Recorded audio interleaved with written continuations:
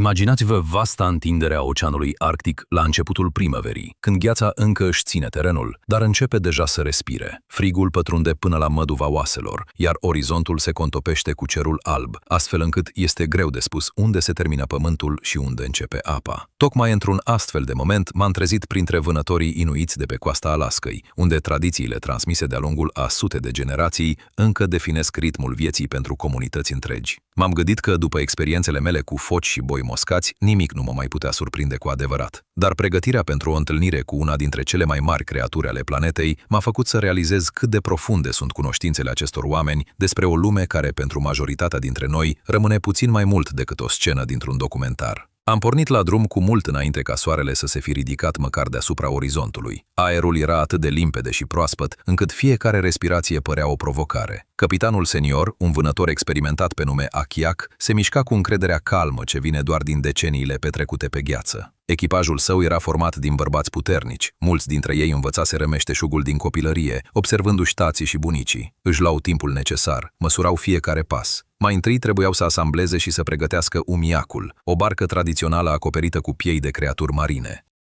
Cadrul, realizat din lemn durabil, tratat cu grijă, era acoperit cu piei cusute cu tendoane speciale, care deveneau și mai rezistente atunci când erau umede. Am ajutat la întinderea materialului, simțind cum mâinile îmi amorțesc repede de frig, și am fost uimit de cât de precis se potrivea totul. Nici o mișcare irosită, nici o cusătură slabă. Akiak a explicat că o astfel de barcă este mai mult decât un simplu mijloc de transport. Este ușoară, silențioasă și suficient de puternică pentru a rezista presiunii sloiurilor de gheață și a valurilor. Cartea antropologului Charles Wolford, Balena și supercomputerul, detaliază modul în care inuiții au perfecționat aceste nave de-a lungul secolelor, combinând caracterul practic cu o înțelegere profundă a mării. Wolford, care a trăit mult timp printre vânători, notează că umiacul permite cuiva să se apropie de gigant aproape neobservat, lucru imposibil de realizat pe bărcile moderne și zgomotoase. M-am gândit la aceste linii în timp ce priveam echipajul inspectând fiecare cusătură, fiecare fixare. Unul dintre tinerii vânători, fiul lui Akiak,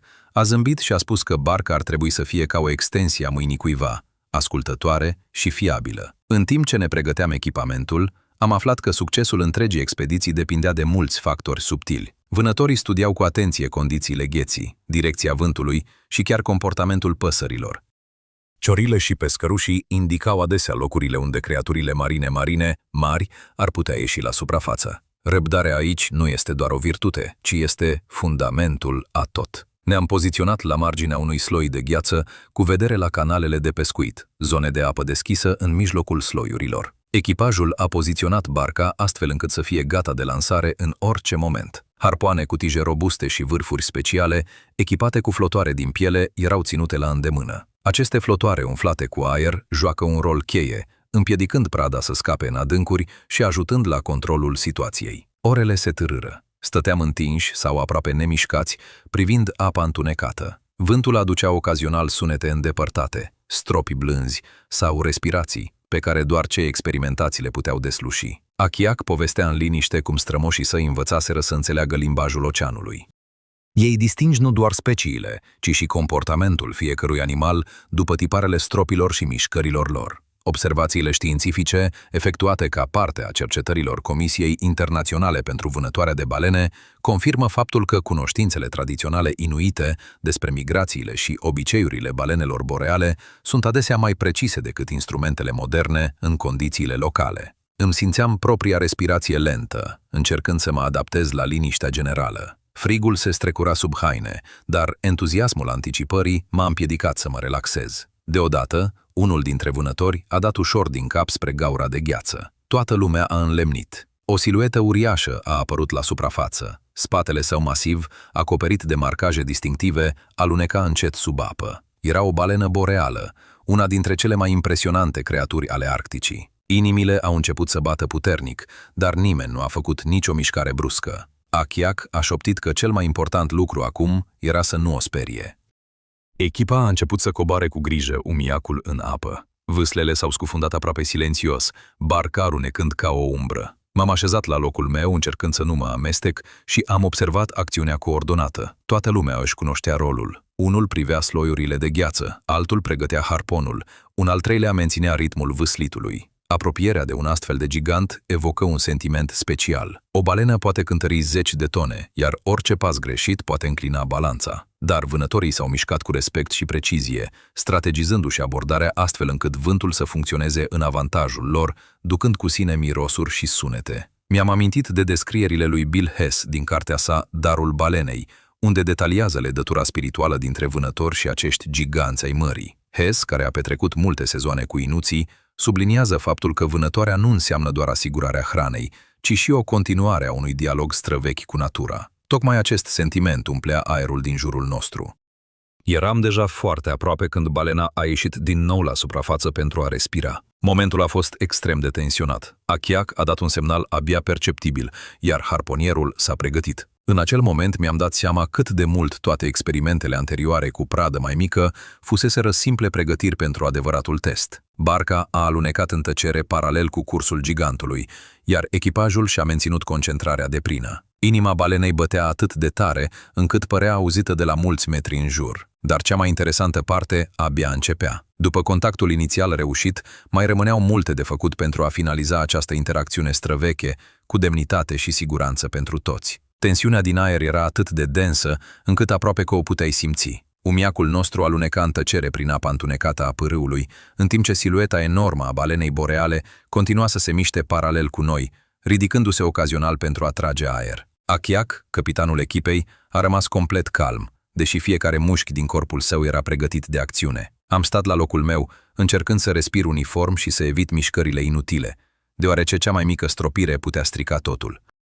Vânătorii experimentați îmi explicaseră dinainte că acești giganți marini posedă o sensibilitate incredibilă, detectează chiar și cele mai mici vibrații din apă. Prin urmare, întreaga echipă acționa ca un singur organism, perfecționat de generații de practică. Harponierul, unul dintre cei mai respectați membri ai echipajului, stătea la prova bărcii, cu arma în mână. Era o adevărată capodoperă a meșteșugului tradițional, un puț lung și robust, conectat la un vârf care putea fi ancorat în siguranță, și de acesta erau atașate mai multe plutitoare făcute din piei tratate. Aceste plutitoare, umflate la volumul necesar, acționau ca o restricție, ajutând la controlul mișcării gigantului și împiedicându-l să se scufunde prea adânc. Citisem despre asta în lucrări antropologice despre cultura inuită, care subliniază modul în care astfel de dispozitive aparent simple permiteau interacțiunea cu succes cu animale de o forță imensă. Achiac le-a amintit în liniște că succesul nu depindea de forța brută, ci de sincronizarea precisă și de respectul pentru mare. Balena a ieșit din nou la suprafață. Capul său masiv și gura distinctă de scurgere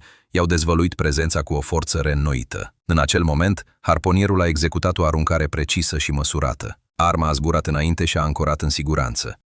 Barsa s-a legănat ușor din cauza smuciturii, dar echipajul a reacționat instantaneu, folosind vâslele pentru a menține echilibrul. Plutele au intrat imediat în acțiune, creând geamanduri vizibile în apă. Uriașul a simțit contactul și a început să se miște, nu panicat, ci cu acea grație puternică, inerentă doar unor creaturi atât de mari. Vânătorii nu au țipat și nu s-au agitat. Au continuat să lucreze la unison, făcându-și scurte semne cu mâna. Unul ținea frânghiile, altul supraveghea sloiurile de gheață, pentru a se asigura că barca nu ajungea în pericol, iar un al treilea pregătea echipament suplimentar. Am privit toate acestea cu admirație și o anumită venerație. Balena trăgea plutitoarele în urma ei, creând o urmă vizibilă în apă, iar echipajul a urmat cu atenție, menținând controlul. Achiac a explicat ulterior că această abordare permite animalului să obosească treptat, fără a expune barca și echipajul la riscuri inutile. Cartea lui Bill Hess, Darul balenei, detaliază modul în care vânătorii inuiți au dezvoltat aceste tehnici de-a lungul secolelor, combinând abilitățile practice cu o înțelegere profundă a comportamentului marin. Hess, care a petrecut multe sezoane documentând viața acestor comunități, observă că fiecare etapă nu este pur și simplu o sarcină tehnică, ci face parte dintr-un ciclu străvechi în care oamenii și natura există într-o interacțiune complexă, dar armonioasă.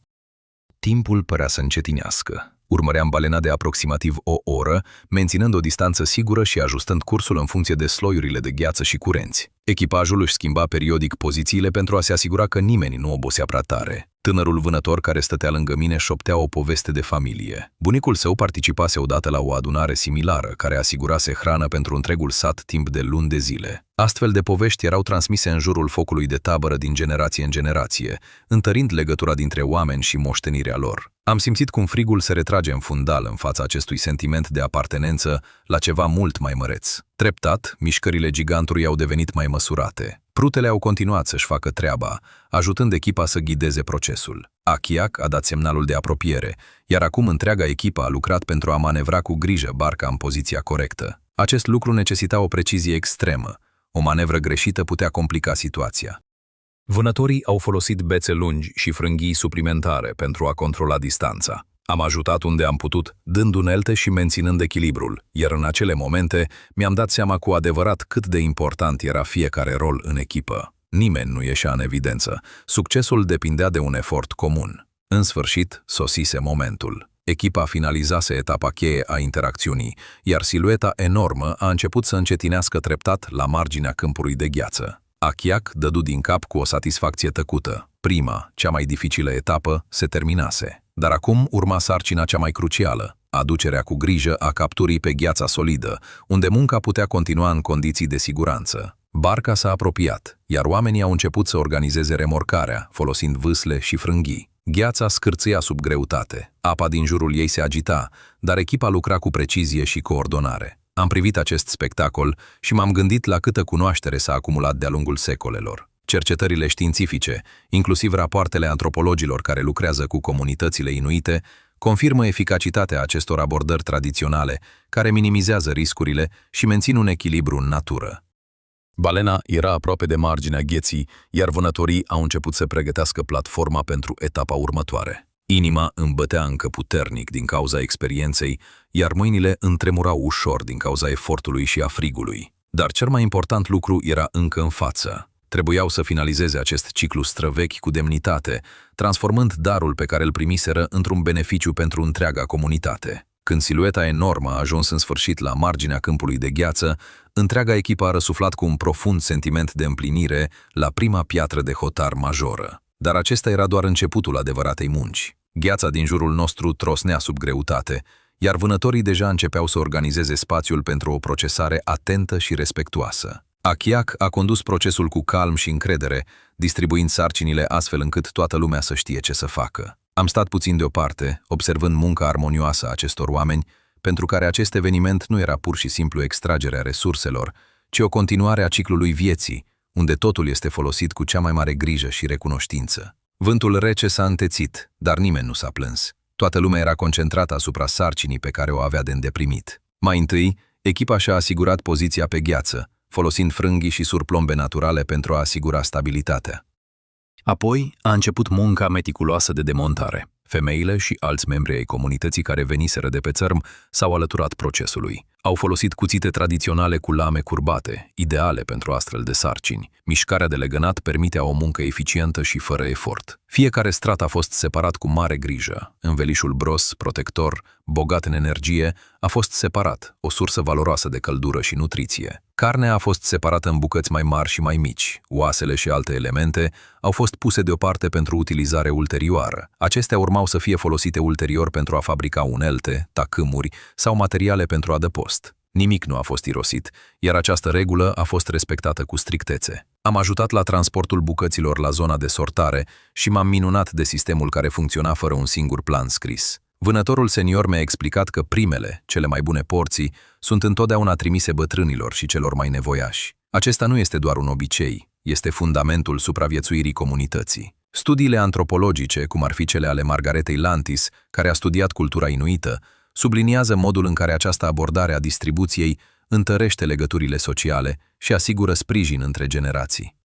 Lantis a remarcat că împărțirea după o întâlnire reușită cu gigantul mării se transformă într-o adevărată celebrare a unității, în care toată lumea simte un sentiment de apartenență. Am fost martor la asta cu ochii mei. Oamenii se apropiau, selectau porții cu respect și schimbau cuvinte liniștite de recunoștință. Copiii priveau și învățau, ajutând în moduri mărunte. Grăsimea, care constituie o parte semnificativă, era tocată cu grijă și depozitată în recipiente speciale. Devenea o sursă de lumină pentru lămpi, un supliment pentru hrană și un material impermeabilizant pentru îmbrăcăminte. Carnea era agățată la uscat sau pregătită pentru depozitarea în instalații frigorifice naturale create chiar de Arctica. Vânătorii mi-au arătat cum săpau gropi puțin adânci în zăpadă sau cum exploatau permafrostul, unde totul se păstra mult timp, fără a-și pierde calitatea. Unul dintre bătrâni, observând procesul, a povestit în liniște cum astfel de rezerve salvau odată un sat în timpul unei ierni deosebit de grele. Cunoștințele se transmiteau prin astfel de momente,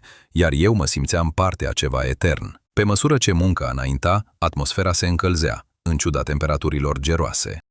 Oamenii schimbau zâmbete, iar unii au început să fredoneze melodiile tradiționale care însoțiseră o astfel de muncă timp de secole. Echipajul de pe barcă primea rații speciale, în special harponierul și capitanul, dar nimeni nu lua mai mult decât avea nevoie. Restul era distribuit familiilor, văduvelor, părinților singuri și celor care nu puteau participa la expediție. Era o poliță de asigurare reciprocă, în care succesul de astăzi garantează sprijin pentru mâine. Bill Hess a surprins perfect acest sentiment în cartea sa. Un dar de la un gigant al mării unește oamenii mai puternic decât orice cuvinte. Hess a descris cum, după astfel de evenimente, în sat domnea o atmosferă specială de recunoștință și grijă. Odată ce piesele principale au fost dezasamblate și distribuite, a început etapa finală, pregătirile pentru sărbătoare. Au fost așezate învelișuri pe gheață și au fost așezate primele mostre. Am încercat o bucată mică, preparată în mod tradițional, și am înțeles de ce era considerată o adevărată delicatesă. Aroma era bogată, plină de energie arctică.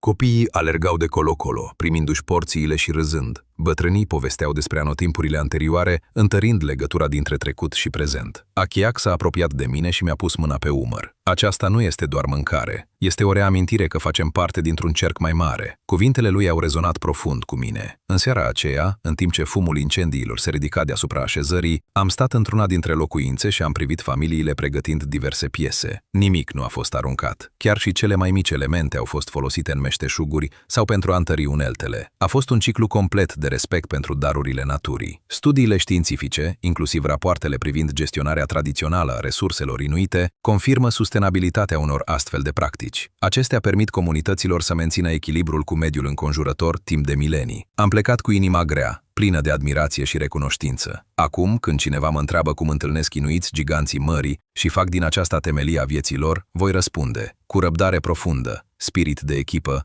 și un respect sincer pentru ceea ce oferă Arctica.